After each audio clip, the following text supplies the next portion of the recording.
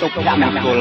ព្រមទាំងសេចក្តីត្រេកត្រអាលស្រវាស្រទិញទាំងឡាយក្នុងជីវិតដែលគេធ្លាប់តែស្រេកឃ្លានចង់បានក៏ស្រាប់តែប្រែជារលាយរលត់សាបសូន្យទៅវិញដំណើរគ្នានឹងវេលាដែលគេបាត់បង់មនុស្សជាទីស្រឡាញ់ទៅហើយនោះដែរ99% នៃវិចារណញ្ញាណត្រូវផ្ដោតទាំងអស់ចំពោះតែការនឹករលឹកទន្ទឹងរង់ចាំដោយដួងចិត្តអំពល់ខ្វាយខ្វល់ចិនណាយធុញថប់និងអស់សង្ឃឹមហើយចាំជួបរាល់ថ្ងៃនេះក៏អញ្ចឹងលោកច័ន្ទសរួនក៏អត្ថាធិប្បាយទៅឲ្យសំឡេងម៉ុងដូលីនចាដែលលោកស៊ីនស៊ីសមុទ្រក៏ដេញនៅក្បាលបត់ហ្នឹងគឺបីដូចជាលោកស៊ីនស៊ីសមុទ្រកំពុងតែដេញធ្វើជាសំឡេងគេហៅថាសំឡេងអេហ្វិកនៅក្រោមសំឡេងអ្នកអត្ថាធិប្បាយអមសំឡេងអធិប្បាយបាទព្រោះមែនទេបាទនេះហើយដែលជាទេពកោសលអ្នកអត្ថាធិប្បាយក៏ព្រោះអ្នកច្រៀងក៏ពីរោះហើយអ្នកលេងភ្លេងនៅក្នុងបទមួយហ្នឹងក៏ព្រោះទាំងនេះហើយដែលញ៉ាំងឲ្យបទចម្រៀងពីដើមនៅមានពលឹងនៅតែមានវិញ្ញាណហើយនៅតែអាចធ្ពក់យកដួងចិត្តអ្នកស្ដាប់ដល់បច្ចុប្បន្នដោយតែមានដល់បច្ចុប្បន្នដោយតែមានបានលើកឡើងអញ្ចឹងបទខ្លះស្ដាប់កន្លះសតវត្សហើយ50ឆ្នាំហើយស្ដាប់រាប់រយដងហើយប៉ុន្តែយើងស្ដាប់នៅតែអត់ជ្រឹងអត់ជិនឧបសគ្គនៃសេចក្តីស្នេហារបស់យើងមិនអាចដាក់ទោសទៅលើព្រហ្មលិខិតទាំងអស់នោះទេពោលគឺបណ្ដាលមកពីការជ្រៀតជ្រែកដល់អមនុស្សធម៌ពីសំណាក់ក្រុមគ្រួសាររបស់បងពេលនេះថ្មីបារាងកាយរបស់បងគ្មានសេរីភាពប៉ុន្តែដួងចិត្តដ៏ស្មោះស្ម័គ្ររបស់បងនៅតែនឹកទៅដល់អូនជានិច្ច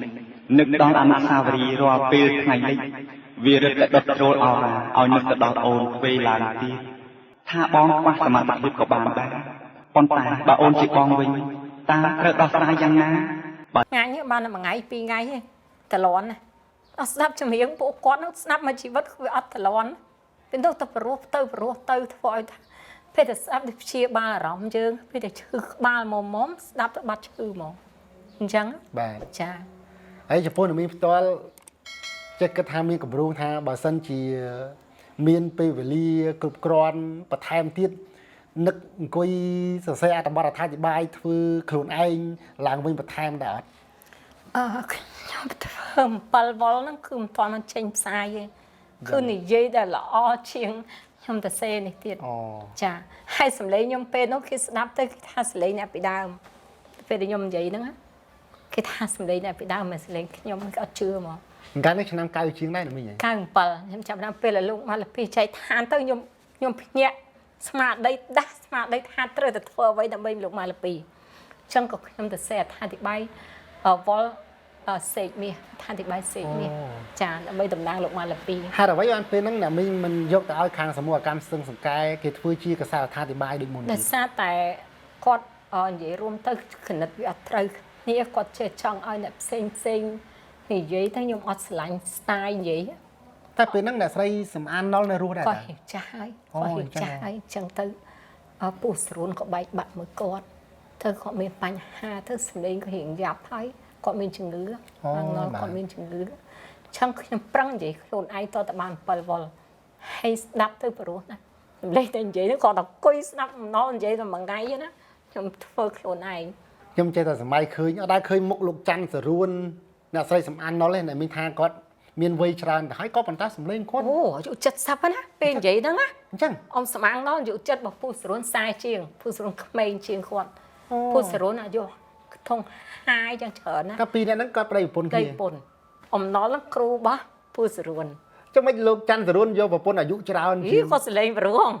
ស្រឡាញ់សម្លេងចាស្រឡាញ់សម្លេងចុះអាយុ70នេះស្ដាប់សលេងអាយុ70យើងស្ដាប់ដូច6 7 10មែនអត់ថាគាត់70ណានិយាយហ្នឹងណាគាត់ចាស់ហើយអញ្ចឹងចាអត្ថាធិប្បាយដូចជាស្ពានកំពង់លួងហ្នឹងឯងគិត70ហើយគាត់ខូចជើងគាត់ជើងថារួចទេ70ហើយគិតមើលដល់ពពនិយាយប្រហែលឆ្នាំគាត់ឈឺទៀតហ៎ណាមីប្រាប់ថាអ្នកស្រីសំអានណុលអាយុ70ហើយយើងស្ដាប់អត្ថាធិប្បាយស្ពានកំពង់លួងសម្លេងដូចក្មេងដូចកំមុំអញ្ចឹងចាយើងស្ដាប់អញ្ចឹងដូចគាត់នឹងអ្នកស្រីសូសវឿនអញ្ចឹងអាហ្នឹងហើយដែលហៅអ្នកសិល្បៈចំណាគេយល់ពីសិល្បៈហ្នឹងធ្វើឲ្យសម្លេងមនុស្សចាស់គឺនៅតែអញ្ចឹងដែរអូស្ដាប់គាត់ឡើងស្លុងស្រឡាញ់សម្លេងគាត់ដូចយើងលួចស្រឡាញ់អ្នកស្រីហួយមាសអញ្ចឹងហ្នឹងហើយអូហើយអាយុ70ហើយយើងស្ដាប់មើលទាំងអស់គ្នាបាទខ្ញុំសួរអ៊ំអាយុម៉ាងអាយុ70អត់ស្មានអូខ្ញុំថាអូយលោកអើយលោកអីប៉ុណ្ណានិយាយសម្លេង កុំតែមីប្រាប់ពេលនេះកុំអីស្មានតែពេលហ្នឹងនឹកឃើញថាប្រហែលជាអាយុ40ជាងទេគាត់និយាយខុនពីដើមមកអត់ឯងគិតមើលគាត់និយាយតាំងពីសង្គមណា បាទតាំងពីសម័យដល់ តាំងសម័យពីដើមមកហើយដល់មកសម័យនេះទៀតអាយុប្រហែលឃើញអត់ អូយសំឡេងគាត់អីក៏នៅព្រោះបានយូរម្លេះ អូសលេងល្អណាស់អូនហើយស្រីច្រេះច្រេះ អូយសំឡេងគាត់ឡើងស្រួយស្រេះហើយដោយគាត់អធិប្បាយស្ពានកំពង់លួងហ្នឹងគឺយើងចេះសម័យថាអ្នកអធិប្បាយហ្នឹងគឺសូសវឿនគាត់រៀបរាប់ខ្លួនឯងហ្មងណា តួឯក ហ្នឹងហើយ តួឯកមករៀបរាប់ គឺដូចម្ចាស់សំនៀងហ្នឹងគាត់អធិប្បាយរៀបរាប់ពីមនោសញ្ចេតនារបស់គាត់អញ្ចឹង ចា ហើយលោកច័ន្ទសរួនក៏អញ្ចឹងដែរសំឡេងគាត់បីដូចជាកំឡោះ ស្លេងគាត់ត្បូងគាត់និយាយកំរើយប៉ុន្តែដែលខ្ញុំឆ្លោះជាមួយគាត់ហ្នឹងហើយ អញ្ចឹង ឆ្លោះជាមួយគាត់ថាខ្ញុំអត់ចង់បានស្លេងពុតគាត់ណា គាត់ អញ្ចឹងមកគាត់ថាក្មេងថ្ងៃនោះមកបដៅអញគាត់ស្ដីឲ្យខ្ញុំមកឆ្លោះមួយគាត់បាននិយាយបានប៉ុណ្ណឹងខ្ញុំត្បូងនិយាយបានប៉ុណ្ណឹងទេខ្ញុំឆ្លោះមួយគាត់ណា អើយបាទលោកច័ន្ទសរួនអ្នកស្រីសំអានដល់លោកអ្នកធ្លាប់ស្ដាប់ចម្រៀងអធិប្បាយស្ទឹងសង្កែប្រកាសជាធ្លាប់ស្ដាប់គាត់អធិប្បាយគឺព្រោះណាហើយស៊ីសង្វាក់គ្នាមែនទេដូចជាតួអង្គប្រុសស្រីនឹងគាត់ផ្លែផ្កាឌឺដងគ្នាទៅវិញទៅមកប្រុសក្បត់ស្រីស្រីក្បត់ប្រុសអូយយើងស្ដាប់ទៅគឺជក់ចិត្តមែនទែន ចា ឥឡូវសួរចិត្តបងប្អូនដែលស្ដាប់ទាំងអស់គ្នានរណាខ្លះធ្លាប់ស្ដាប់ចម្រៀងអធិប្បាយសមូហកម្មស្ទឹងសង្កែតែខ្ញុំហ៊ានធានាអាងថាអ្នកដែលមានវ័យចាប់ពីអាយុ40ឡើងទៅឬក៏អ្នកដឹងក្តីចាប់ពីឆ្នាំ1980 81 82ឬក៏អ្នកដឹងក្តីឆ្នាំ89 90ដូចខ្ញុំប្រកាសជាចងចាំនៅសម្លេងអធិប្បាយរបស់លោកច័ន្ទសរួនអ្នកស្រីសំអានណុលដែលបានថតផ្សាយតាមរយៈសមូហកម្មស្ទឹងសង្កែតាំងពីវល់1ដល់វល់ចុងក្រោយទោះបីជាយើងស្ដាប់មិនគ្រប់វល់ក៏ប៉ុន្តែយើងប្រកាសជាចាំនៅវល់ណាមួយដែលយើងធ្លាប់ស្ដាប់ហើយចាំចម្រៀងទាំងអស់ហ្នឹងជាក់ជាមិនខានដូចខ្ញុំនិយាយអញ្ចឹងពេលខ្លះយើងធ្លាប់ទៅខ្វៀលគូហើយគេមានបនភូមិគេមានបនឡើងអ្នកតាឬក៏គេមានបនផ្កាបនអីហើយនៅពេលដែលគេរុះរោងគេសាររោងពេលថ្ងៃត្រង់គឺគេចាក់បាត់រោងជួនកាលគេចាក់ល្ខោនភាសាជួនកាលគេចាក់លោកប្រមាណជួនកាលគេចាក់ចម្រៀងអធិប្បាយហ្នឹងហើយយើងស្ដាប់ទៅគឺស្លងទៅតាមចម្រៀងទាំងអស់ហ្នឹងហើយចម្រៀងដែលព្រោះមិនមែនយើងស្ដាប់អង្គុយក្នុងផ្ទះម្នាក់ឯងព្រោះអស់ចាទេចម្រៀងតតែចាក់តាមមីក្រូតាមភូមិអញ្ចឹងហើយលឺបហើក្រោមខ្យល់មកយើងស្ដាប់ទៅព្រោះមែនទែនព្រោះតែតាមអាឆាងមីក្រូហ្នឹងទៅថារសាត់តាមខ្យល់គឺព្រោះមែនទែនអ្នកមានជីវិតស្រុកស្រែយើងស្ដាប់ចម្រៀងមានលក្ខណៈស្រុកស្រែអញ្ចឹងគឺយើងស្ដាប់ទៅចងចាំបានច្រើនហ្មងមានន័យ ដូចខ្ញុំ ជាពិសេសបើចម្រៀងនិយាយពីស្រុកភូមិមកយើងទៀតរត់ទៅព្រោះមែនអត់ ដូចខ្ញុំបាទខ្ញុំស្រឡាញ់បទមួយគឺថ្ងៃមិញបោកហួចលើខ្នងកបីឲ្យតែស្ដាប់បទហ្នឹងគឺខ្ញុំចេះតែសម័យឃើញសូម្បីតែវ័យ40ជាងបច្ចុប្បន្នក៏ដោយឲ្យតែលឺបទហ្នឹងនឹកឃើញអនុស្សាវរីយ៍វ័យក្មេងដែលធ្លាប់ខ្វៀលគោធ្លាប់បាចទឹកតាមបន្លាយតាមបឹងចាប់ត្រីធ្លាប់ច្រូតស្មៅធ្លាប់បរទេសគូហើយលឺលោកស៊ីនស៊ីសមុទ្រគាត់ច្រៀងថ្ងៃមិញបងហួយលើខ្នងក្របីកាន់វាលស្រែស្រីលើដៃសញ្ញាហើយឃ្លៀងចង់ខ្លាយជាអ្នកចម្រៀងអត់បើសួនតែធ្លាប់សភាគេឥឡូវសភាវិញអើសម្លេងអត់ប្រុសទេគាត់តែចាំប្រូលចង់និយាយថាខ្លួនឯងចិត្តចង់ខ្លាយជាអ្នកចម្រៀងអត់ចង់តិចដែរមិនចង់ច្រើនទេព្រោះដឹងថានិស័យខ្លួនឯងមិនអាចទៅរួចតែស្រឡាញ់របៀបនៃការសរសេររបស់អ្នកនិពន្ធណាដោយបទហ្នឹងអញ្ចឹងលោកអ៊ុយហេលគាត់អ្នកនិពន្ធណាហើយខ្ញុំចាំពាក្យចាំប្រូលគាត់នៅក្នុងហ្នឹងដូចជាបងឡើងយកទឹកត្នោតមួយបំពង់យើងក៏សម័យឃើញកន្លែងហ្នឹងក៏ដឹងថារឿងរ៉ាវស្រុកស្រែកំពុងតឡើងត្នោតមកឃើញស្រស់ហ្នឹងហើយបងហួយលើខ្នងកបីហើយមានបារីមលូស្លាផ្ញើបងផងទំនៀមទម្លាប់ខ្មែរយើងមកទាំងគឺយើងស្ដាប់ទៅទិដ្ឋភាពស្រុកស្រែចំហ្មងចាយប់នាងខែភ្លឺកណ្ដាលស្រែពើសំពុកម៉ែទៅកុំនៅបងអង្គគេបងឡើងយកទឹកត្នោតមួយបំពង់ផ្ញើអូនញ៉ាំក្នុងពេលលេងរំវង់ស្រស់ស្រីមានត្រង់លើកញ្ញាពួកយើងរំយើងច្រៀងពីចូលឆ្នាំថ្មីស្រីលក់ផ្កាតាមប្រពៃណីខ្មែរយើងស្ដាប់ទៅសម័យឃើញខែចូលឆ្នាំទៀតហ្នឹងហើយអញ្ចឹងហើយបានជាបាត់ហ្នឹងគឺយើងសម័យឃើញគ្រាន់តែគេចាក់មុនចូលឆ្នាំមួយខែយើងសម័យឃើញចូលឆ្នាំហ្មងហើយផាមួងកទីគ្រាន់តែចេញ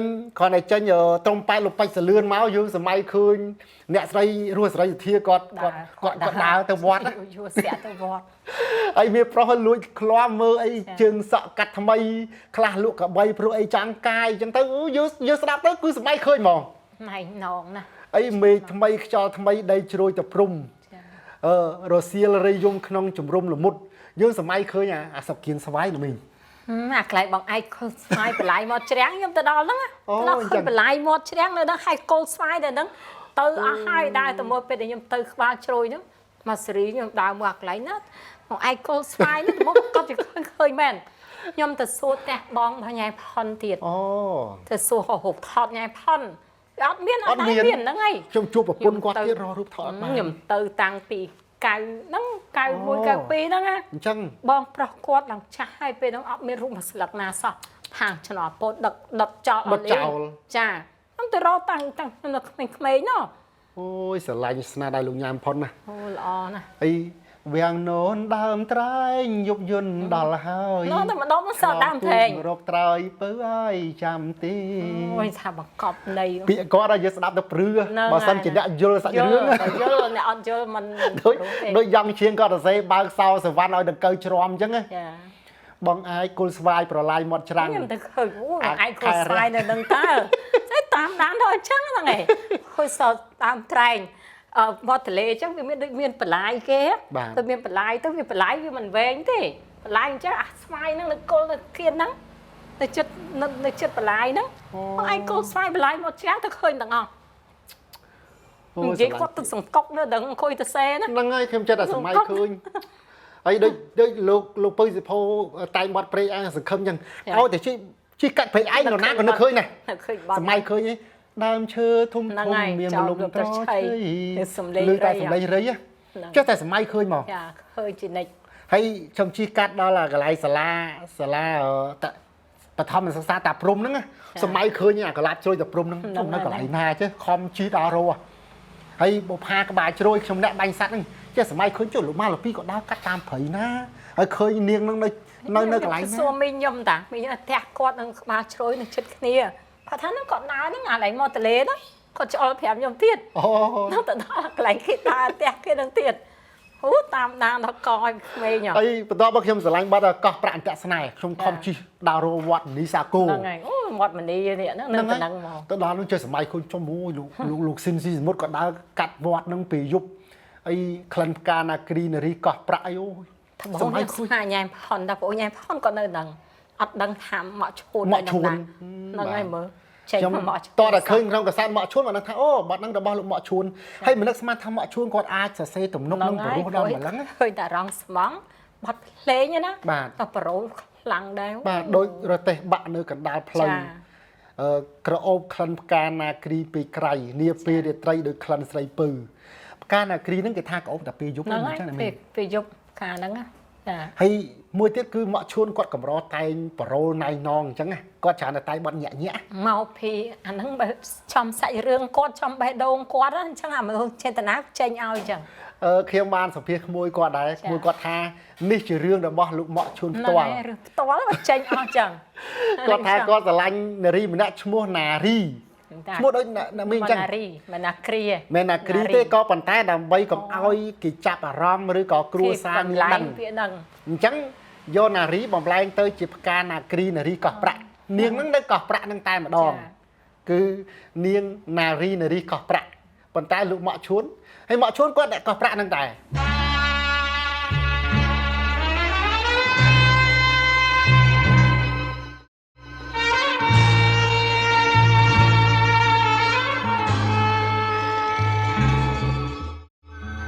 กันตามที่สาวัดมณีสากอน้องจันเตรงอ้อสำได้เตอภูมิกำนัดฉลองโคบฉลองสตึงกัดจอมกาโคดทอมตาเรหรูตามจอมกามกังได้เหือว่าสาคงเกียรทลายุงต้นเลเมกวงน้อมขยมเตอภูมิก็ปรังปีก้องหนูหายได้ขยมจมเป้งโดดเหยอเต้งบังในคนดาลเลยกระโอบคลันกานาครี នាគ្រីពេកក្រៃនេះពេលរាត្រីដូចនឹងស្រីពើអបក្នុងអក្សរាថាឲ្យបងទៅលងលួងអីលើបើឲ្យប្រណីក្លិនផ្កានាគ្រីនារីកោះប្រាំងបងសូមរួមរាក់ស្មោះស្ម័គ្រនឹងនាគ្រីស្រីបំណាច់បងមកក្នុងពេលរាត្រីបានត្រឹមសំដីក៏អស់ចិត្តដែរ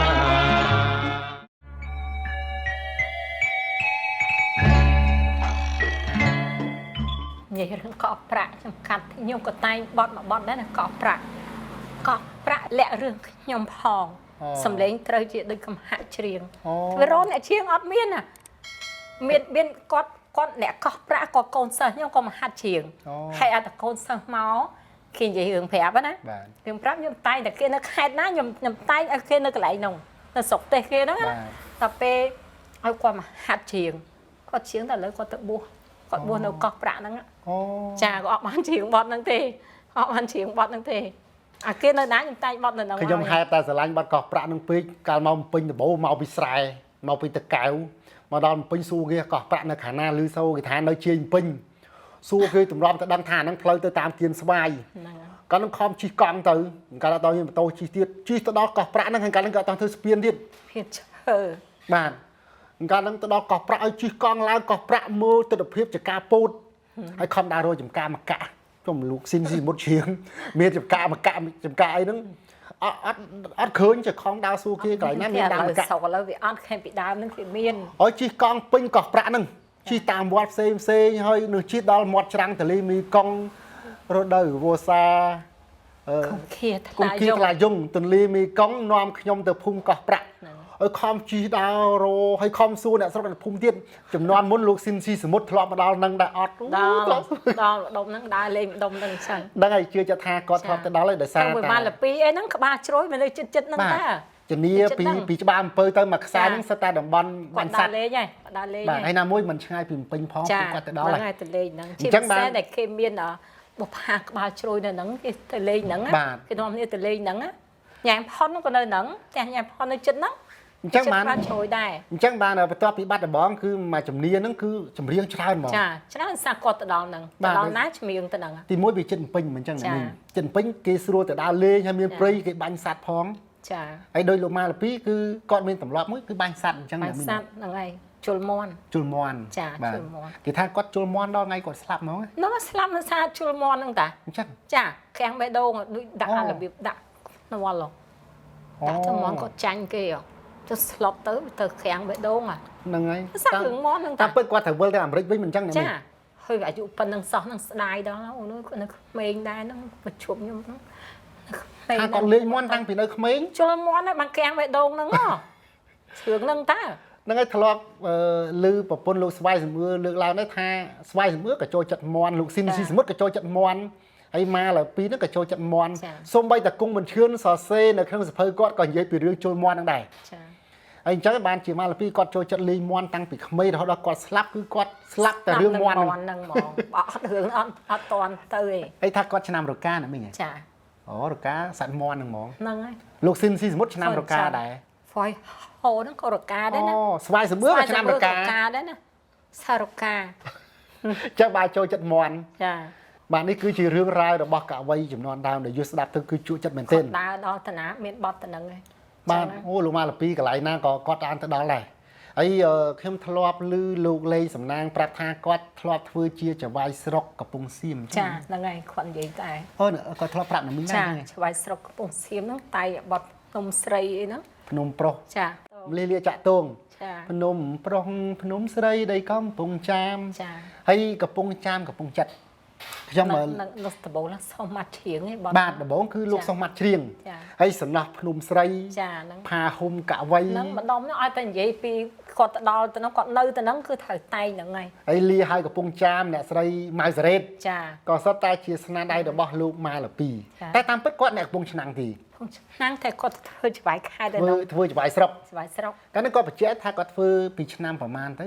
អត់បានស្រួលពេលវាតិចពេកពេលស្រួលពេលវាតិចពេកអត់បាននិយាយច្រើនទេតែតាមដែលខ្ញុំសួរចាស់ប្រហែលជាគាត់ធ្វើនៅសម័យលន់ណុលអញ្ចឹងណាមីណូធំហ្នឹងហើយធំសម័យលន់ណុលបាទសម័យលន់ណុលគេតែងតាំងគាត់ធ្វើជាច្បាយស្រុកកំពង់សៀមចាហ្នឹងហើយអញ្ចឹងបានជាគាត់មានអនុស្សាវរីយ៍ច្រើននៅកំពង់ចាមអោកំពង់ចាមកំពង់ចិត្តអើយរៀមសូមគៀកកោយកែវកុំប្រកែកបើអូនប្រកាន់ទ្រូងបងនឹងបែកកែវកុំប្រកែកទទួលបងទៅបងសូមផ្ញើប្រាននិងស្ងួនពិសីបងសូមថ្នមបីស្រស់ស្រីពីលពើព្រលុបអូនគីងស្ដាប់ភ្លៀងកាយភ្លឺបងបំពីពើលុះសូនសង្ខាហើយគ្រានេះយើងងាកមកស្ដាប់នៅកម្រងប្រវត្តិស្នេហារបស់កវីកម្ពុជាមនោសញ្ចេតនាម៉ាឡាពីម្ដងតែពីនេះកវីដែលមានកំណើតនៅខេត្តកំពង់ឆ្នាំងរូបនេះបានផ្ញើភាសាដួងចិត្តរបស់លោកជូនអធិរាជសម្លេងមាសស៊ីនស៊ីសមុទ្រជាអ្នកបកស្រាយក្នុងទំនុកនៃបទកំពង់ចាមកំពង់ចិត្តហើយដែលមានលោកសុសម៉ាត់ជាអ្នកលោកម៉ាឡាពីនិយាយរួមទៅគាត់មានចំណេះដឹងតាំងពីគាត់ធ្វើអ្នកកសែតណាមីមែនចាគាត់ចេះដឹងសាគាត់នៅជាមួយលោកកេងវណ្ណស័ក្តិជាអ្នកអសរសាស្ត្រគាត់សិស្សកេងវណ្ណស័ក្តិគាត់ធ្លាប់លើកឡើងនៅក្នុងបទសម្ភាសន៍ហ្នឹងដែរគាត់ថាគាត់ធ្លាប់លោកកេងវណ្ណស័ក្តិសួរថាបានអានសៀវភៅអីខ្លះហើយគាត់ធ្លាប់ថាបានអានសៀវភៅរឿងរាមកេរ្តិ៍ចាហើយកេងវណ្ណស័ក្តិប្រាប់ថាបើអានរាមកេរ្តិ៍ចប់ហើយមិនអានសៀវភៅណាទៀតទេព្រោះហ្នឹងស្ដាច់ពាក្យមេពាក្យចាមេអសរសិល្ប៍តែដោយសារទេពកោសលគាត់ផងណាមីខាតមកដោយសារបើសិនតែយើងអត់មានទេពកោសលទៅរៀនអីចូលអូនអត់ចូលទេអញ្ចឹងបានថាពាក្យពេចន៍គាត់គឺទេពកោសលដូចខ្ញុំធ្លាប់ខ្លួនឯងអញ្ចឹងយើងមាននិស័យនឹងមកដល់ពេលឲ្យតែឃើញរឿងហ្នឹងមកទាញមកចូលចាប់អារម្មណ៍មកគឺចូលចាំហ្មងចងចាំហ្មងអីលោកម៉ាឡាពីគឺគាត់ប្រកាសឆ្លិចយកពាក្យចាហ្នឹងហើយគាត់ឆ្លិចយកពាក្យហ្មងអស់តោះពាក្យព្រោះហើយស្រឡាញ់ពាក្យគាត់អូនអញ្ចឹងបានជាអ្នកស្រីមុកច័ន្ទមេលីភរិយាលោកយិននីកានគាត់ថាពេលដែលប្តីគាត់ឲ្យតែងជំរាបគាត់នឹកឃើញដល់ឃ្លាឃ្លោងលោកម៉ាឡាពីអ្នកស្រីមុកច័ន្ទមេលីថាគាត់ស្រឡាញ់ស្នាដៃលោកម៉ាឡាពីអញ្ចឹងបានជាគាត់ខំតែងប្រូពាក្យ8ដោយលោកម៉ាឡាពីដូចជាស្នេហ៍ក្រៅមកលុបជ្រៃស្នេហ៍បាត់សម្រស់សម្ផស្សស្រីបងហើយនឹងបទផ្សេងទៀតគឺដោយសារគាត់ស្រឡាញ់ពាក្យលោកម៉ាឡាពីតែបច្ចេកទេសនៃការឆ្លិចយកពាក្យមកប្រើនេះម៉ាឡាពីគាត់វិសេសពិបាកយើងពិបាកនឹងមើលពិបាកនឹងមើលលោកនិយាយរួមទៅយើងមិនបាច់ទៅរៀនគ្រូណាស្ដាប់តែពួកគាត់ទៅវាដិតដាមដូចគាត់បរៀនយើងហ្មងការទៅសេអូនខ្ញុំស្ដាប់មួយថ្ងៃណាក៏ខ្ញុំស្ដាប់ទាំងយប់ទាំងថ្ងៃគឺថាវាទាញទៅហ្មងទាញទៅអត់ពិបាកទៅសេប្រូលខ្ញុំសេលឿនណាបើនិពន្ធបទភ្លេងមកវាពិបាកសេប្រូលមួយបទឃើញទិដ្ឋភាពខ្ញុំសេ5នាទី10នាទីបានមួយបទលឿនហ្មងបាទអញ្ចឹងបានអ្នកខ្លះបានលើកឡើងថាឲ្យអ្នកនិពន្ធចំនួននេះសរសេរមិនប្លែកបើអ្នកនិពន្ធពីដើមសរសេរឡើងអស់ហើយដោយសារទេអត់អស់ទេអូនពាក្យគាត់នោះគឺមកគ្រប់ជ្រុងគ្រប់ជ្រួយគ្រប់ទាំងអស់តែប៉ុន្តែបើសិនតែយើងជាមនុស្សដែលមានបញ្ញាញាណហ្នឹងព្រោះគាត់នៅក៏យើងនៅមានពាក្យសរសេរខ្ញុំ40បទជាងខ្ញុំមានពាក្យសរសេរអត់ជាន់តែពីដើមទេដោយសារតែយើងយល់ណាបាទចាហើយពាក្យលោកម៉ាឡាពីមួយយើងស្ដាប់ទៅគឺចម្រុះគ្រប់គេថាគ្រប់ទោះបីចេះឥឡូវខ្ញុំកាត់តិចទោះបីថាគេទៅសេអស់គេប្រមូលអស់បើយើងយល់មិនដល់អាពាក្យហ្នឹងផងបានទៅទាញពាក្យហ្នឹងមកបាទមិនថាគេទៅប្រមូលអស់បើយើងយល់ដល់គេទាញមកឲ្យយើងស្ដាប់បើថាអូពាក្យហ្នឹងអញ្ចឹងសោះតែឲ្យយើងទៅរកមើលរកឃើញទេអូនបាទអត់ឃើញទេហ្នឹងអញ្ចឹងចាំបើថាទេពកោសលរបស់កវីចំនួនដើមយើងស្ដាប់ហើយគឺមិនអាចបំភ្លេចបានសូម្បីតែលោកញ៉ែមផុនហៅកុកគាត់ថាជាកូនសិស្សលោកម៉ាឡាពីគាត់សរសេរក៏មានទេពកោសលមួយបែបពីគ្រូគាត់ចេញមករបៀបថាខ្លាំងហ្មងមិនអន់ទេណាបាទកូនសិស្សមែនប៉ុន្តែមិនអន់គឺក្បែរគាត់ហ្មងខ្លាំងមើលគាត់សរសេរបទអីសម្បូរមាសចាអូយអកកាច់សម្បុកកុកលាស់រួមថ្មីពាក្យគាត់មួយទំពាំងទូលដីឫស្សីបាយគុំណៃណងញ៉ៃផុនល្អ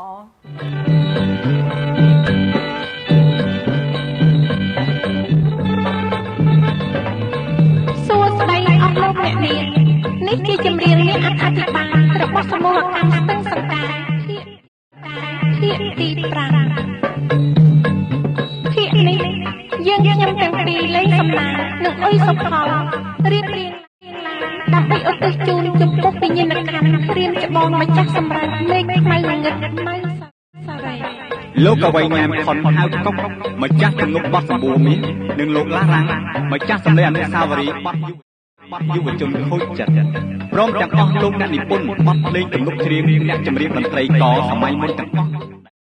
ដែលបានបាត់បង់ជីវិតទៅ សូមវិញ្ញាណក្ខន្ធអស់លោកបានស្ងប់ស្ងៀមនាបរមសុខក្នុងបរលោកនាកុំបីឃ្លៀងឃ្លាតឡើយ ដើម្បីឲ្យស្របទៅតាមពាក្យឧទ្ទិសខាងលើយើងខ្ញុំសូមលើកយកចម្រៀងមួយបទដែលជាស្នាដៃអ្នកនិពន្ធទំនុកដោយលោកញ៉ាំខុនសិស្សចំណិតរបស់អេសីវូហាម៉ាឡាពី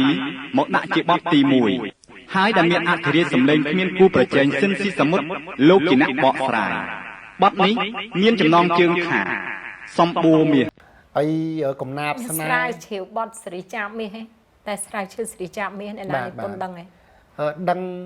មួយចំនួនតែមិនអស់ឯង ទៅចាប់មាសឯណានិពន្ធ មានមួយបទគឺរបស់លោកចាបឈុនលោកលោកហេកសិបានប្រាប់ខ្ញុំតែគាត់មិនច្បាស់ថាតើចំនួនចាបមាសឬក៏ចាបមាសទី បទពីរនឹងច្រឡំមកគ្នាស្ដីគ្នារួចអាបទខ្ទមកវីអីចំអកចំអន់អីណាខ្ទមកវីអីមានស្រាវជ្រាវតរបស់អ្នកណា យើងអត់មានឯកសារបញ្ជាក់អញ្ចឹងទៅក៏មិនហ៊ានអះអាងច្បាស់តែក្នុងហ្នឹងមានបទមួយដែលស្គាល់ច្បាស់គឺទឹកដីកោះកុងដងទងអាវវាវគឺលោកមាសកោ អញ្ចឹងថាមួយហ្នឹងឯង បាទមួយហ្នឹងគឺដឹងច្បាស់ដោយសារលោកហេចង្សេកថាអាបទហ្នឹងមាសកោអាដងទងអាវវាវហ្នឹងគឺមាសកោក៏បញ្ជាក់យ៉ាង ចែបទសេរីហ្នឹងសំលេងសមុទ្រក៏ដល់កំពូល ហើយស្នាដៃចម្រុះ លេងហ្នឹងក៏ដល់កំពូលប៉ារ៉ូលថាល្អទាំងអស់ហ្មងសូមថាខ្ញុំស្ដាប់ខ្ញុំស្រឡាញ់សេរីហ្នឹងណាអូនអើយកម្រិតកាតសេទាំងព្រមអស់ល្អទាំងអស់ បាទ ចង់ដឹងអ្នកណាអ្នកនិពន្ធ ហើយណាមួយវល់គឺច្បាស់ណាស់ ច្បាស់ខ្ញុំបាស់ស្ដាប់អារឡូនោះគាត់នឹងទៅរកមួយឃោសនាដល់ទិញបានរឡូនោះអូនអើយតែខ្ញុំស្ដាប់ខ្ញុំភឺក្បាលហើយច្បាស់ដូចសមុទ្រមកជ្រៀងហើយស្ដាប់ ដូចយើងអង្គុយមើលគាត់ជ្រៀងអញ្ចឹង គាត់មកជ្រៀងស្ដាប់ចឹងណា មកវល់ហ្នឹងបាទ ច្បាស់ហើយខ្ញុំស្រឡាញ់វល់ហ្នឹងតែថាច្បាស់ហើយដល់ការទឹកដៃគឺល្អទាំងអស់ទាំងសំឡេងស្ទឹងសមុទ្រគឺដល់កំពូល បាទ កែលេងឡើងប៉ុណ្ណឹងដល់កម្រិត កន្សែងប៉ាក់ផ្កាយអូយ ប៉ារោះខ្ញុំឆ្ងល់ប៉ារ៉ូលហើយវាល្អហ្មង ហើយសំឡេងតវ៉ៅពេលអស់ស្ដង់គុត ចា ថ្មិញឈើថ្ក3 ហ្នឹងហើយ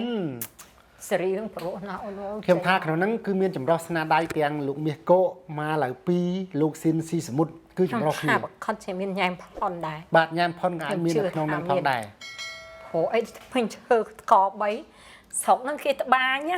ស្រុកនេះហ្នឹងគេត្បាញស្រុកព្រែកឯងហ្នឹងគេត្បាញអាហ្នឹង អីមើលពាក្យអូនកូនអត់មានស្លៀកខៀនស៊ីដៃហ្នឹងខ្ញុំចេះតែសម័យឃើញជុំអាពាក្យចឹងបាននេះតែមិនដែរស្លៀកខៀនស៊ីដៃទៅពណ៌យ៉ាងម៉េច ផោះស៊ីដៃហ្នឹងពណ៌ដូចរបៀបដូច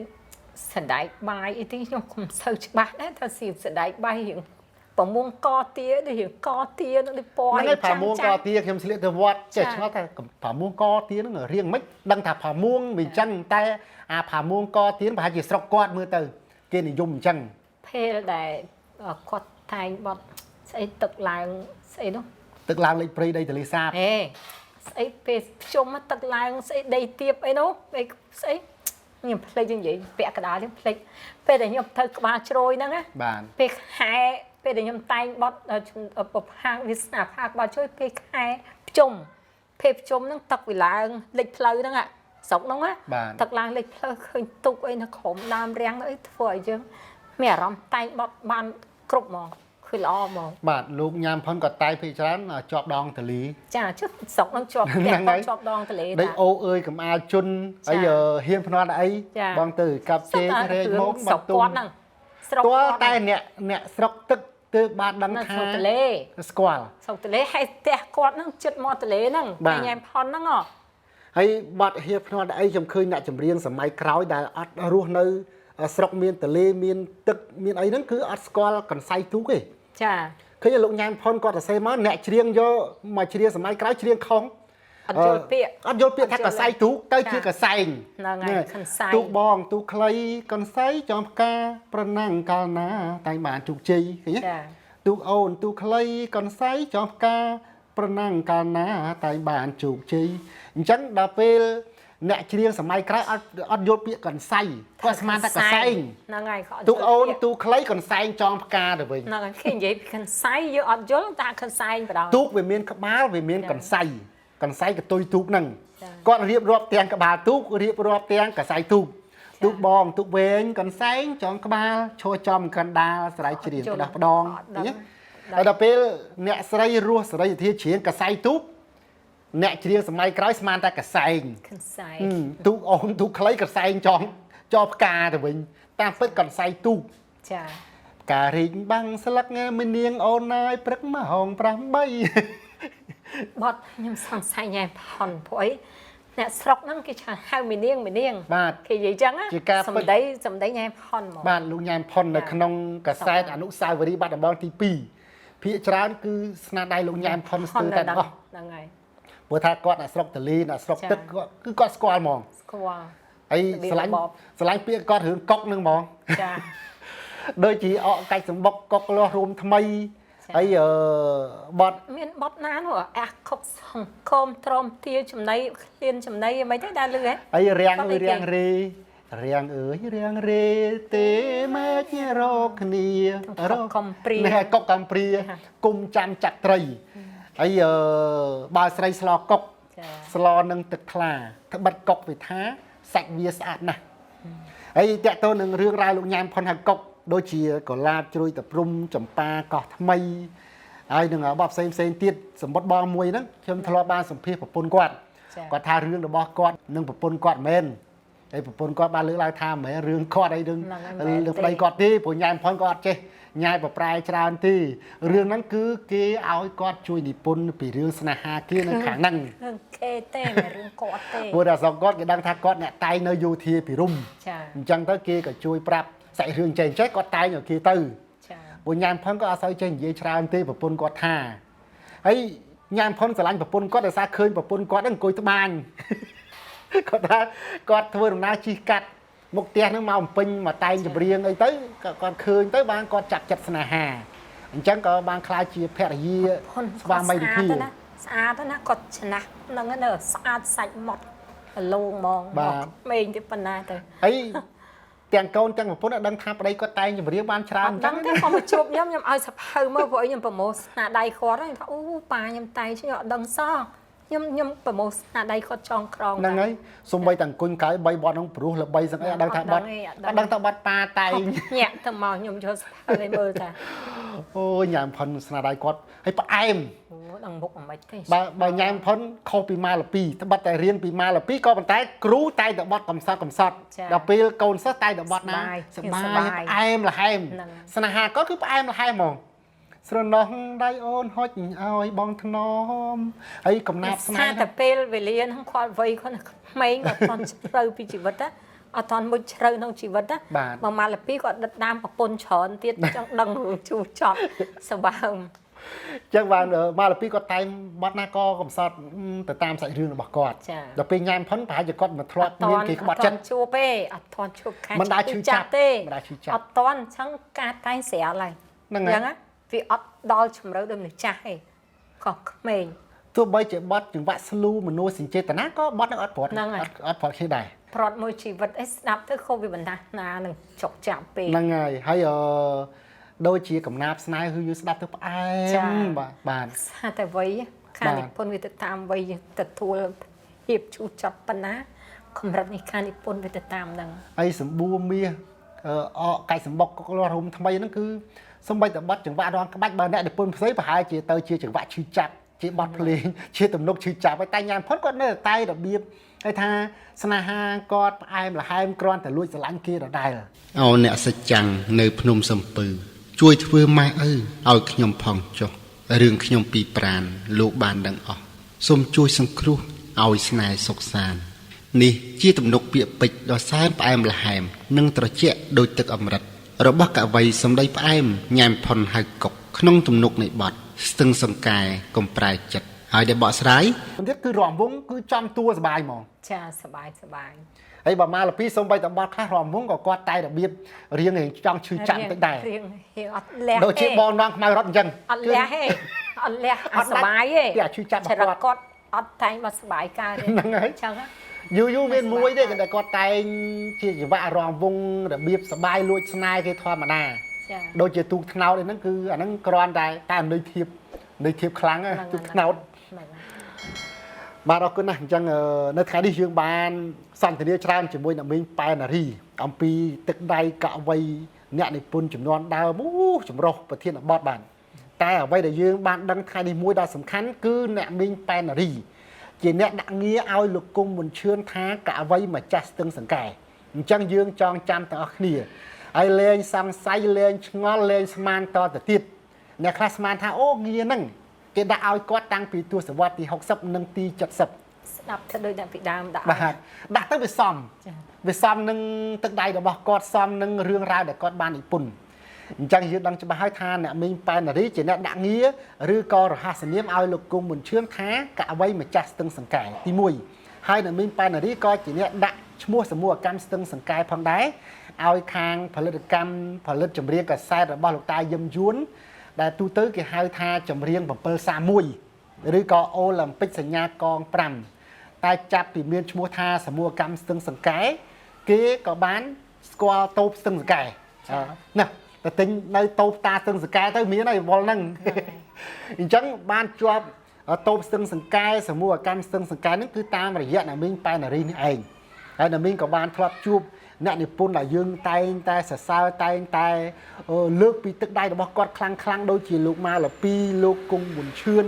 ហើយនឹងតន្ត្រីក៏ផ្សេងមួយចំនួនទៀតហើយនឹងស្នាដៃរបស់អ្នកមីងដែលបានផ្សារភ្ជាប់ក្នុងចម្រៀងសមូហកម្មស្ទឹងសង្កែគឺបានបន្សល់ទុកជាអនុស្សាវរីយ៍ដល់បច្ចុប្បន្នគឺមាន4វល់ហើយក្រៅពីហ្នឹងគឺមានស្នាដៃរបស់លោកគ្រូលេងសំណាងលោកអ៊ុយសផលហើយនឹងអ្នកសរសេរផ្សេងទៀតដែលខ្ញុំបានស្រាវជ្រាវរកឃើញគឺចម្រៀងអត្ថាធិប្បាយស្ទឹងសង្កែដែលមានទាំងអស់ជាង20វល់ប្រហែលជាខ្ទង់ជិត30វល់បើតាមខ្ញុំស្មានព្រោះថាខ្ញុំស្រាវជ្រាវទៅឃើញ24វល់នេះហើយនៅមានដល់បច្ចុប្បន្នលោកអ្នកអាចឆែកតាម YouTube ក៏ឃើញឬក៏អាចរកតាមកន្លែងលក់ឌីសចម្រៀងប៉ុន្តែសម័យនេះគេលែងលក់កាសែតឬក៏លក់ឌីសទៀតហើយប៉ុន្តែខ្ញុំបានស្រាវជ្រាវរកបានទាំងអស់ទាំងគ្រប់វល់ទី1ដល់វល់ចុងក្រោយចន្លោះវល់មួយចំនួនតែប៉ុណ្ណឹងអញ្ចឹងនៅថ្ងៃនេះយើងបានពិភាក្សាជជែកគ្នាពីទឹកដៃពីស្នាដៃពីអត្តសញ្ញាណពីវោហារសាស្ត្រអក្សរសិល្ប៍របស់កវីតន្ត្រីក៏ចំនួនលោកស៊ីនស៊ីសមុទ្រហ្នឹងគឺយើងនិយាយទៅគឺមិនចេះចប់មិនចេះហើយទេតែបាត់តែយើងនិយាយបានច្រើនមែនក៏មិនតែមិនទាន់ចប់ទេបើយើងវិភាគស្នាដៃកវីផ្សេងទៀតដូចជាលោកយ៉ងឈៀងច្រើនណាស់អូយើងវិភាគទៅគឺអូយមិនអស់ទេបាទសាច់រឿងរបស់គាត់ថាតើកវីណាមានអត្តសញ្ញាណយ៉ាងម៉េចកវីណាចូលចិត្តប្រើពាក្យយ៉ាងម៉េចប្រើខ្លួនឃ្លាយ៉ាងម៉េចហើយបូករួមទាំងអ្នកសម្រួលតន្ត្រីផងដែរដូចជាលោកហាសាឡនចូលចិត្តអារងសំងប្រើឧបករណ៍អ្វីលោកអ៊ុំតារាចូលចិត្តប្រើឧបករណ៍អ្វីលោកពេជ្រសលឿនលោកហេងហវែងលោកគ្រូមេប៊ុនលោកម៉ាក់ឈួនចូលចិត្តប្រើឧបករណ៍ភ្លេងអ្វីគឺយើងវិភាគតាមទឹកដៃរបស់តន្ត្រីករមួយក៏វែងឆ្ងាយផងដែរក៏ប៉ុន្តែខ្ញុំគ្រាន់តែចាប់អារម្មណ៍រឿងមួយហើយក៏ប្រហែលជាអ្នកមីងប៉ែនារីចាប់អារម្មណ៍ដូចខ្ញុំដែរបើសិនជាបត់ណាអារងសំងដោយលោកហាសាឡនគាត់ចូលចិត្តប្រើវីឡុងហើយដោយសារគាត់កាងតន្ត្រីករវីឡុងជំនាញគាត់វីឡុងដោយបោះលោកគ្រូអ៊ំតារាឲ្យគាត់សេលអារងសំងគឺវីឡុងសឹងទាំងអស់បាទវីឡុងហើយបើលោកកឹមសំអែលចូលចិត្តប្រើអកព្រោះលោកកឹមសំអែលគាត់ជំនាញខាងអកហើយលោកសំសខនក៏ចឹងដែរបើគាត់អារងសំងគឺភាគច្រើនប្រើអកហើយស្រឡាញ់ទឹកដៃលោកសំសខនណាក្នុងចំណោមអ្នកលេងអកទាំងអស់ចំនួនដើមគឺខ្ញុំស្រឡាញ់លោកសំសខនជាគីដូចជាបទឧត្តមស្នេហាគាត់ទៅចេញអកក្បាលមកគាត់ដេញអាខ្ទង់អកហ្នឹងឡើងចុះអ្នកស្រីម៉ៅសេរីច្រៀងគាត់លឺអកអូយអស្ចារ្យណាស់លោកសំសខនខ្ញុំហ្គីតាខ្ញុំសឹងតែឲ្យលោកសំសខនលេខ1ខាងលេខអកកាលពីចំនួនហ្នឹងហើយបើហ្គីតាគឺលោកម៉ាក់ស៊ីវថាមិនគាត់ចេះហើងអីឡំហើងគាត់ចំនួនមុនគាត់មកបែបគាត់ឡំហើងតាំងពី60ជាងគាត់លេងភាគច្រើនគឺហ្គីតានៅក្នុងបទហាងថាសវត្តភ្នំគាត់លេងហ្គីតាច្រើនណាស់ប៉ុន្តែបើលេងហ្គីតា solo គឺលោកម៉ាក់ស៊ីវថាហ្នឹងហើយតែងនៅក្នុងបទសំណោះផ្កាខ្ទុំហើយនឹងលោកប៉ាស៊ីផាន់ក៏លេងហ្គីតាសាហាវនៅក្នុងបទឆ្នាំអូន16 ហើយបាត់ជើងភ្នំសំពៅហើយនឹងបាត់ផ្សេងដែលលោកវ៉យហូឌីពុនហ្នឹងគឺលោកប៉ាស៊ីផាន់ក៏លេងហ្គីតាខ្លាំងពូកែអស់ចាវីយូឡុងគឺលោកហាសាឡនហ្នឹងហើយដែលអារងសំងគឺឲ្យតែបាត់ណាលោកហាសាឡនគាត់អារងសំងគឺភាគច្រើនគាត់ប្រើវីយូឡុងហើយបើលោកនូញ៉ុងដឹកភ្លេងគឺភាគច្រើនប្រើត្រុំប៉ែតដូចអីគឺប្រើហ្នឹងច្រើនដែរអញ្ចឹងបានថាតន្ត្រីក៏ណាជំនាញខាងណាគាត់អារម្មណ៍សំងក៏ដាក់ឧបករណ៍ភ្លេងរបស់គាត់តាមហ្នឹងយើងស្ដាប់លោកនូញ៉ុងអារម្មណ៍សំងបាត់ស្លាប់នៅអនុស្សាវរីយ៍គ្រាន់តែចេញក្បាលបាត់មកគឺត្រុំប៉ែតគាត់លឿយព្រោះណាស់គ្រាន់តែស្ដាប់ត្រុំប៉ែតរបស់គាត់មិនបាច់ស្ដាប់លោកស៊ីនស៊ីសមុទ្រច្រៀងទេគឺលួចមកព្រោះមែនតើត្រុំប៉ែតនៃសមុទ្រនោះក៏ដូចគ្នាហ្នឹងមែនតើហើយបើលោកស៊ូឆនដឹកភ្លេងគឺភាគច្រើនប្រើសាក់សូហ្វូនហើយបើយិននីកានអែលបូណាដឹកភ្លេងដាក់ខ្លុយចឹងបាទយើងចំណាំទៅតាមអ្នកដឹកភ្លេងមួយហើយបើអ៊ុយហេលដឹកភ្លេងភាគច្រើនប្រើអាក័រដេអុងអ៊ុយហេលគាត់ជំនាញខាងអាក័រដេអុងអញ្ចឹងម៉ាសេរីប៉ៃលិនហ្នឹងគឺឲ្យតែបត់ណាបែបមនោសញ្ចេតនាគឺចេញមកអាក័រដេអុងគាត់តាំងពីបុផាឈៀងម៉ៃរំដួលសរិនប៉ៃលិនខ្ញុំអើយឬក៏ភ្នំសំពៅជំរឿដួងចិត្តគឺមានសម្លេងអាក័រដេអុងរបស់លោកអ៊ុយហេលហ្នឹងហើយអញ្ចឹងបានប្រពន្ធគាត់ដែលនៅរស់ដល់បច្ចុប្បន្នគាត់ថាឲ្យតែបត់ណាលឺសម្លេងអាក័រដេអុងគាត់ស្អប់ប្តីគាត់ភ្លាមដោយសាររឿងប្តីគាត់មានស្រីច្រើនហ្នឹងគាត់ថាគាត់ស្ដាប់អាក័រដេអុងគឺគាត់បិទចោលហ្មងអត់ចង់ស្ដាប់បត់អាកាចាស់ហេលហ្នឹងដោយសារអ៊ុយហេលគាត់ធ្លាប់មានស្រីច្រើនធ្វើឲ្យគាត់ពិបាកចិត្តតាំងពីជំនាន់មុនបាទអញ្ចឹងនេះគឺជាអត្តសញ្ញាណដែលយើងកត់សម្គាល់ទៅលើអ្នកដឹកនាំភ្លេងដោយលោកហេងអ្វីក៏អញ្ចឹងគាត់ជំនាញខាងអាក័រដេអុងអញ្ចឹងនៅពេលដែលគាត់ដឹកភ្លេងបត់បុផាក្បាលជ្រួយក៏គាត់លេងអាក័រដេអុងឬក៏បត់ណាដែលប្រគំលេងដោយក្រុមវិទ្យុជាតិហើយគាត់អារម្មណ៍សំងគឺលោកហេងអ្វីគាត់ចូលចិត្តប្រើអាក័រដេអុងឬក៏សំឡេងក្លារីណេតដែលគាត់ជាអ្នកចេះឧបករណ៍ទាំងអស់ហ្នឹងអញ្ចឹងនេះជាអ្វីដែលយើងកត់សម្គាល់ឃើញបាទអរគុណណាស់អញ្ចឹងបើយើងវែកញែកទៅគឺច្រើនមែនទែនដែលយើងវែកញែកមិនចេះអស់តែនេះគឺជាលើកទី1ដែលយើងបានពិភាក្សាគ្នាច្រើនប្រធានបទហើយចម្រោះស្នាដៃអ្នកនិពន្ធហើយប៉ះចំអ្នកមីងប៉ែននារីជាអ្នកស្ដាប់យ៉ាងឆ្អិនឆ្អៅហើយស្គាល់ពីទឹកដៃរបស់កវីមួយហ្នឹងគឺយើងជជែកគ្នាទៅគឺត្រូវប្រធានបទតែម្ដងហើយមួយទៀតគឺលោកគ្រូលេងសំណាងក៏អញ្ចឹងដែរឲ្យតែពេលណានិយាយដល់ស្នាដៃរបស់អ្នកនិពន្ធគឺគាត់និយាយអត់ចង់បិទទេគាត់លើកពីម៉ាឡាប៊ីគាត់លើកពីគង់ប៊ុនឈឿនហើយគាត់លើកពីវ៉យហូលើកពីលោកវ៉យហូហើយគាត់លើកពីយ៉ងឈៀងអូអ្នកនិពន្ធនេះចេះអ្នកនិពន្ធនេះទឹកដៃចោះគឺវែងញែកឆ្អិនពីពាក្យមួយហ្នឹងថាពាក្យហ្នឹងហេតុអីក៏លោកយ៉ងឈៀងប្រើអញ្ចឹងលោកម៉ាឡាប៊ីក៏ប្រើអញ្ចឹងគង់ប៊ុនឈឿនក៏ប្រើអញ្ចឹងហើយអ្នកស្ដាប់ក៏អញ្ចឹងដែរនៅពេលដែលបានស្ដាប់យើងវែងញែកអញ្ចឹងគឺហូយ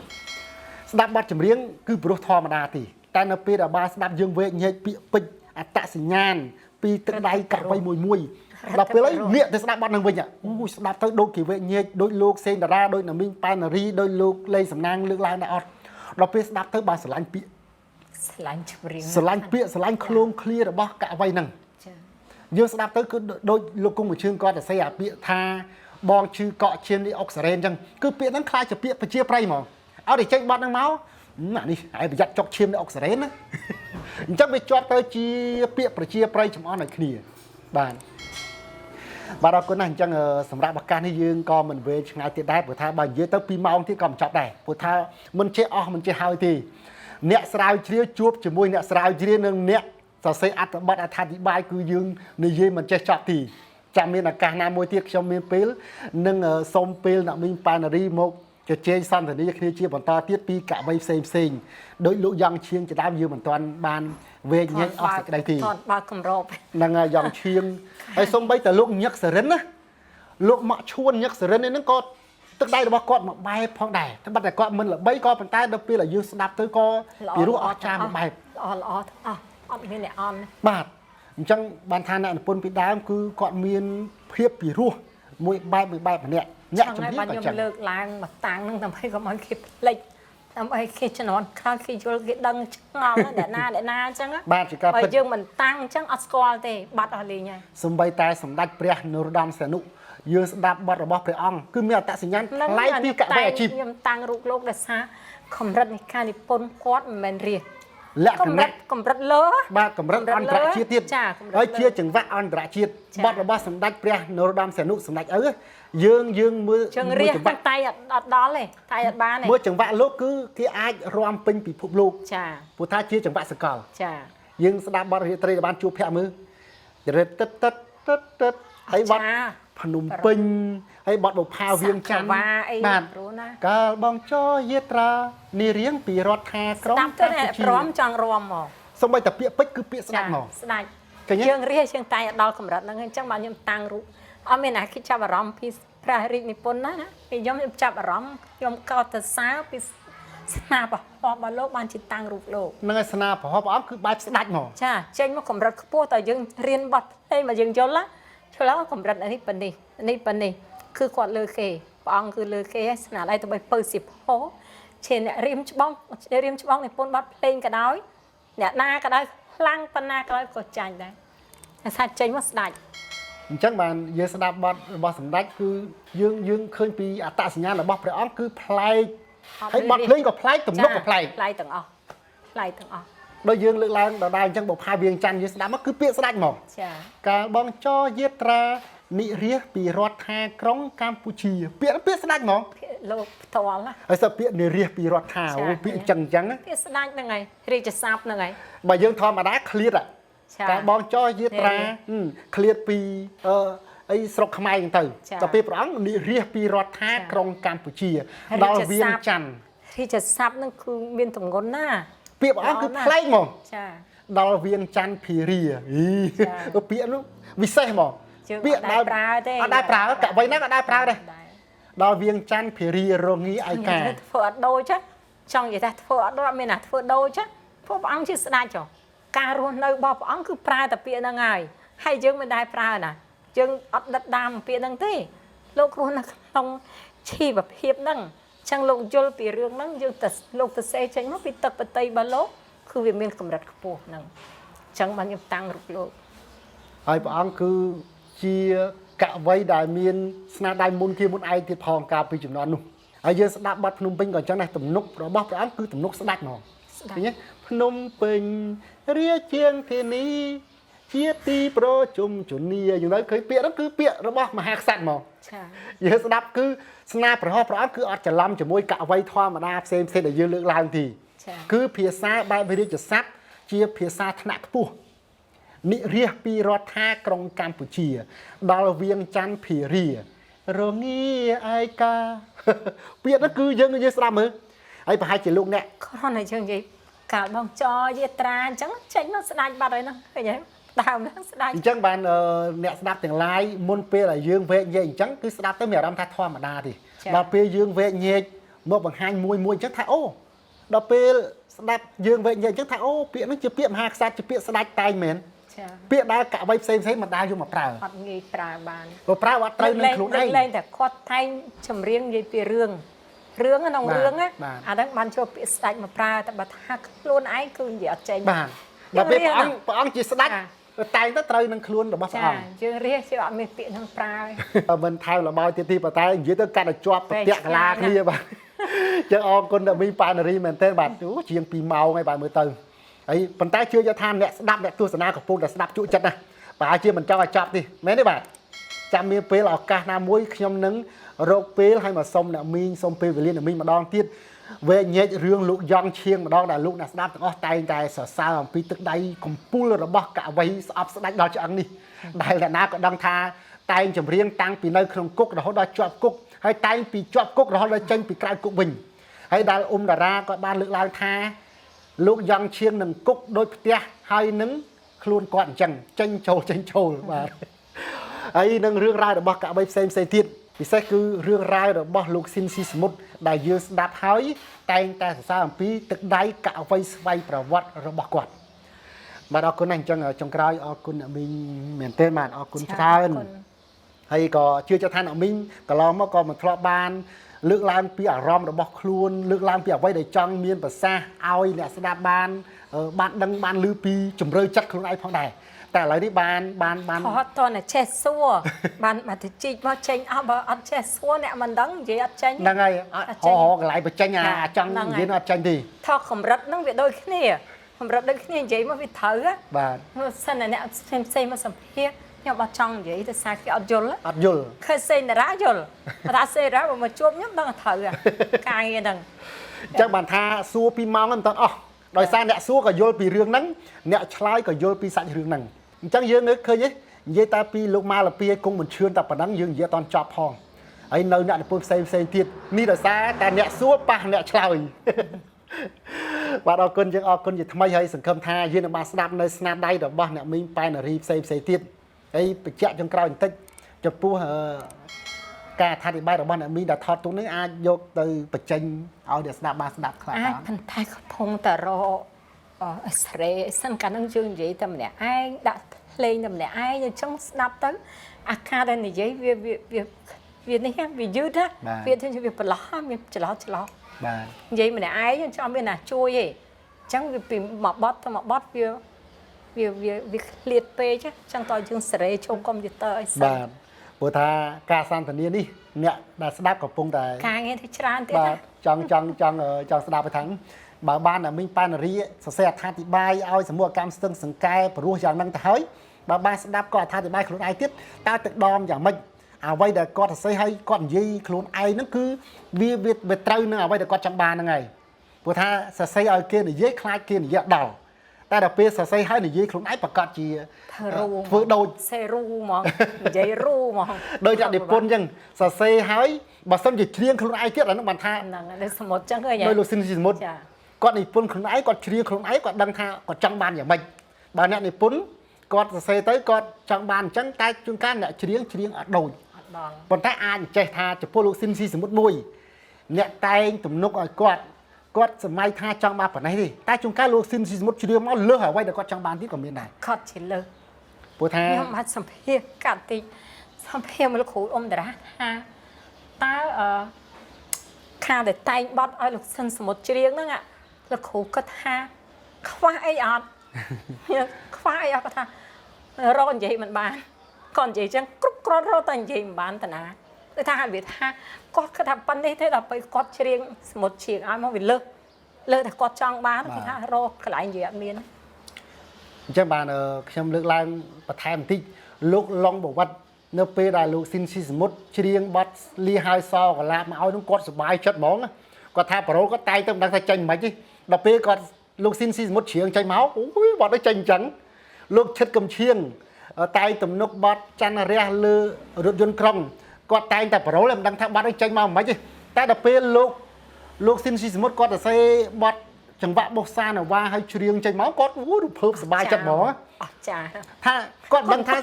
còn to thế cho thay dưới tất cả là chua và cho ơi và ấy chưa cho thay đẹp đáp ui pì màu ấy ui đáp còn mình toàn chọc đây tại à lai dưới slay phần dân ui thay dưới tất cả này chặt sai và to thế này chẳng ở con gì thằng bây giờ mình bạn ở con miền tên màn ấy ở con bom ôn tu sinh chôn tiền không được kêu bát để tay để tam đan roaสกัดมาเพียบในการสลายชีวิตระบบชมบ้านให้ตายจุ่มรุ่งตึกจัดหรือก็ดอชีกำลังจัดชมบ้านสลายชีวิตชีบรรทอบรรทบไอ้ชมบ้านตั้งจัดให้ท่าชมเนยตายบรรทอการสลายชีวิตนี่บรรทอแต่ที่ตัวใบจะมีอุปสรรคยานากระดาวหรือก็มีนะครับนิยายบำบัดสมาร์ทได้ยานากระดาวชมเนยตายบรรทอการยีระบบชมชีบรรทอดำใบบางhai nơi ở vây đại chi tại sinh nhan chỉ kê đầm nái rồi bao riêng cho bong dương ở bong phố mà squall ban tròn trăm tiếng ở khỉ màสำหรับพิธีสมบัติเซนดาราสมอกุนนึ่งกรุบเลียตายปนนี้รวมជាមួយនឹងអ្នកមីងប៉ែនរីផងដែរបាទกรุបเลียបាទ ทุกใบสดใสสะบัดជាមួយគ្នា